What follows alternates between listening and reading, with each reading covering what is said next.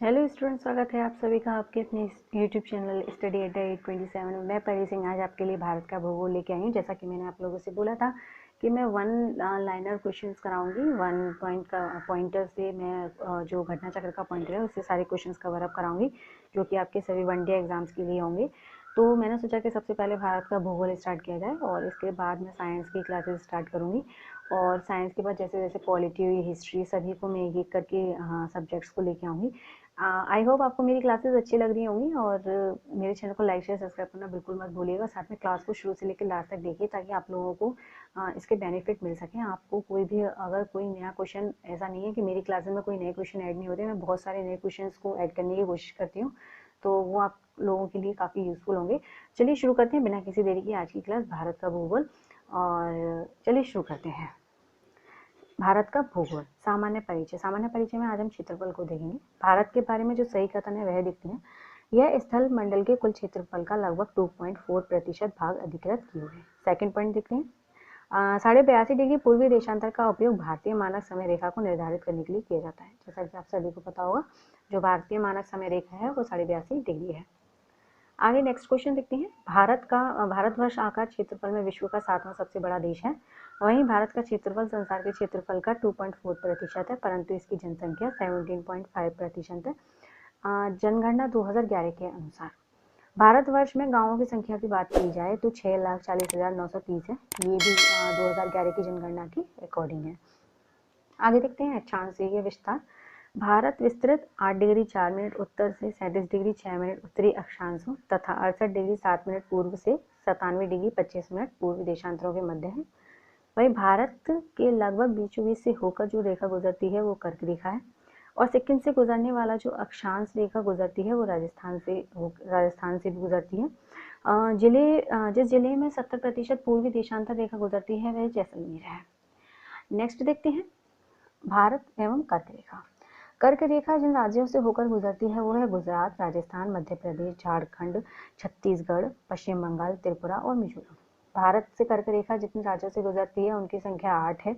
और अगरतला, गांधीनगर, जबलपुर, उज्जैन में से कर्क रेखा जिसके निकटतम दूरी पर स्थित है वो गांधीनगर है। और ये जो क्वेश्चन है ये आ चुका है। साथ में जो कर्क रेखा कितने राज्यों से गुजरती है, 8 राज्यों से, ये क्वेश्चन भी आ चुका है। दिल्ली, कोलकाता, जोधपुर तथा नागपुर शहरों में से कर्क रेखा किसके निकट है, तो कोलकाता के निकट है। भारत को दो लगभग बराबर भागों में विभाजित करने वाली जो अक्षांश रेखा है वो 23.5 डिग्री उत्तरी अक्षांश कर्क रेखा है। झारखंड, मणिपुर, मिजोरम तथा त्रिपुरा राज्यों में से कर्क रेखा के उत्तर में जो स्थित भारतीय राज्य है वो मणिपुर है। वहीं हैदराबाद और चेन्नई, भोपाल तथा दिल्ली के शहरों में जून माह के दिन की अवधि जो सर्वाधिक अवधि अधिकतम होती है, जो अवधि होती है वो दिल्ली में होती है। चलिए मानक समय रेखा पे आते हैं। जब भारतीय मानक समय रेखा के यामोत्तर पर अर्धरात्रि है, एक स्थान पर सुबह के 6 बजता है, उसी स्थान की अवस्थिति जिस यामोत्तर पर है वह है 172 डिग्री 30 मिनट पूर्व। Next question. गुजरात के सबसे पश्चिमी गांव और अरुणाचल प्रदेश के सबसे पूर्वी छोर पर स्थित वालांग समय के कितने घंटे का अंतराल होता है, तो 2 घंटे का अंतराल होता है। चलिए नेक्स्ट देखते हैं। स्टूडेंट्स, चैनल को लाइक शेयर सब्सक्राइब करना बिल्कुल मत भूलिएगा। साथ में पूरी क्लास को देखिए ताकि आप लोगों को ये जो मैं लेके आई बहुत ही अच्छी फैक्ट है, आपको आएगा कोई प्रॉब्लम नहीं होगी और अच्छे से समझ में भी आ रहे होंगे क्वेश्चन।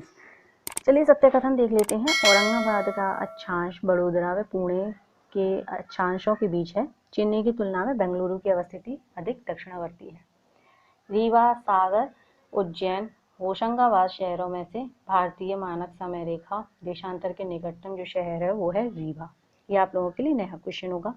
यदि भारतीय मानक समय रेखा के पूर्वाह्न 10 बजे हैं तो 92 डिग्री पूर्वी देशांतर पर शिलांग का स्थानीय समय क्या होगा, तो 10:38 पूर्वाह्न होगा। यदि भारतीय मानक समय याम्योत्तर पर मध्याह्न है तो 120 डिग्री पूर्वी देशांतर पर स्थानीय समय क्या होगा, तो 2:30 होगा।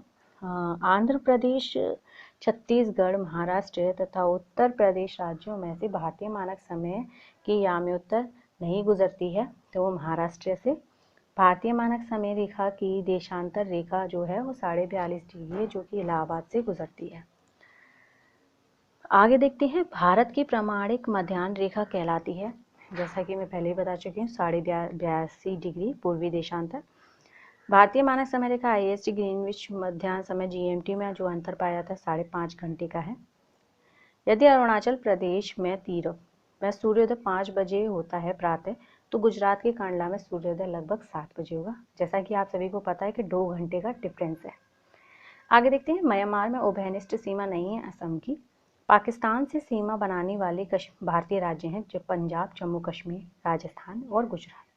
नेपाल के पड़ोसी भारतीय राज्य हैं उत्तराखंड, उत्तर प्रदेश, बिहार, पश्चिम बंगाल एवं सिक्किम।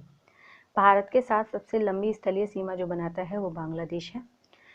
असम, नागालैंड, मेघालय और मिजोरम राज्यों में से बांग्लादेश के साथ अपनी सीमा नहीं बनाने वाला भारतीय राज्य नागालैंड है।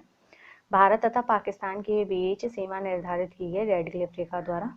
डूरंट रेक लाइन की जो सीमा निर्धारित की है वो अफगानिस्तान से है, और भारत और पाकिस्तान के बीच में जो मध्य सीमा रेखा का उदाहरण है वो परवर्ती सीमा का है। साथ में भारत और चीन की उत्तर पूर्वी सीमा का सीमांकन करने वाली रेखा मैकमोहन रेखा है, और भारतीय श्रीलंका से अलग होता है पाक जल डमरू स्थल द्वारा। नेपाल, भूटान एवं चीन की सीमाओं से मिलने वाला भारतीय राज्य है सिक्किम, और 3 तरफ से अंतर्राष्ट्रीय सीमाओं से बांग्लादेश से घिरा राज्य है त्रिपुरा। तो स्टूडेंट्स, ये तो थे हमारे कुछ क्वेश्चन जो कि आई होप आप लोगों को समझ में आए होंगे अच्छे से। तो चलिए आगे का पॉइंट शुरू करते हैं, दूरस्थ बिंदु। और जैसा कि आप सभी को पता है कि दूरस्थ बिंदु से क्वेश्चन आती हैं, तो भारत का सुदूरस्थ दक्षिणी बिंदु, सदर्न मोस्ट पॉइंट जो है वो इंदिरा पॉइंट है। भारत का दक्षिणतम बिंदु जो स्थित है वो बड़ा निकोबार, ग्रेट निकोबार में। भारत के राज्यों में सबसे पूर्वी और सबसे पश्चिमी राज्य को इंगित करता है क्रमशः अरुणाचल प्रदेश और गुजरात है। भारत का सुदूर पश्चिम बिंदु जो है वो 68 डिग्री 7 मिनट पूर्व गौर माता गुजरात में है। सीमावर्ती देशों की बात की जाए तो सीमावर्ती देशों में अगर सत्य कथन की बात करते हैं तो सत्य कथन है असम, भूटान, बांग्लादेश की सीमाओं से लगा हुआ है। जो असम है, भूटान तथा बांग्लादेश की सीमाओं से लगा हुआ है। वहीं पश्चिम बंगाल, भूटान तथा नेपाल की सीमाओं से लगा हुआ है। मिजोरम बांग्लादेश और म्यांमार की सीमाओं से लगा हुआ है।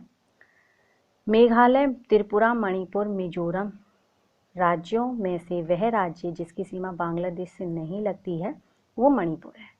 बांग्लादेश की सीमा से लगे भारत के राज्य जो हैं मेघालय, असम, पश्चिम बंगाल, त्रिपुरा एवं मिजोरम है। सिक्किम, मेघालय, अरुणाचल प्रदेश तथा पश्चिम बंगाल राज्यों में से भूटान के साथ सीमा नहीं लगती है मेघालय। आइए भौतिक प्रदेश देख लेते हैं एक बार, भौतिक प्रदेशों के बारे में। भारत में उपबंध पुराचुंबकीय परिणामों में संकेत मिलते हैं कि भूतकाल में भारतीय स्थल पिंड सरका है उत्तर की ओर। भारतीय उपमहाद्वीप मूलतः एक विशाल भूखंड का भाग है जिसे कहते हैं गोंडवाना लैंड। भारत विभाजित 4 प्राकृतिक प्रदेशों में। उत्तराखंड के पाताल तोड़ कुएं पाए जाते हैं तराई के क्षेत्रों में। यदि हिमालय पर्वत श्रेणियां नहीं होती तो भारत में सर्वाधिक समय भौगोलिक प्रभाव क्या होता? ये क्वेश्चन आ चुका है कई बार, यूपीपीसीएस में क्वेश्चन आया हुआ है। देश के अधिकांश भाग में साइबेरिया से आने वाली शीत लहरों का अनुभव होता, और सिंधु गंगा मैदान इतनी सुविस्तृत जलोढ़ मैदान से वंचित होता है और मानसून का प्रतिरूप वर्तमान प्रतिरूप से भिन्न होता। आगे देखते हैं, भारत में भू आकारों की संरचना के संबंधों में जो सही है कथन। संरचना दृष्टि से मेघालय पठार दक्कन पठार का ही विस्तृत भाग है। कश्मीर घाटी की संरचना एक सम्मिलित में हुई। गंगा मैदान की रचना एक अग्रगर्त में हुई है। भारत के पश्चिमी समुद्र तट का निर्माण जो है भूमि के उत्थान एवं निर्गमन के कारण हुआ है। तो स्टूडेंट्स, ये तो थे भारत के भूगोल के कुछ क्वेश्चन। बाकी के क्वेश्चंस मैं अपनी नेक्स्ट क्लास में लेकर आऊँगी। आई होप आपको ये क्वेश्चन समझ में आए होंगे और अच्छे से समझ में आए होंगे। तो आज के लिए बस इतना ही। Thank you so much. फिर मिलते हैं अगली क्लास में मेरे साथ। तब तक अच्छे से पढ़ते रहिए, लॉकडाउन का फ़ायदा उठाइए। आखिर आप लोगों को इतना टाइम मिल रहा है प्रिपरेशन के लिए, तो इस टाइम को वेस्ट मत कीजिए।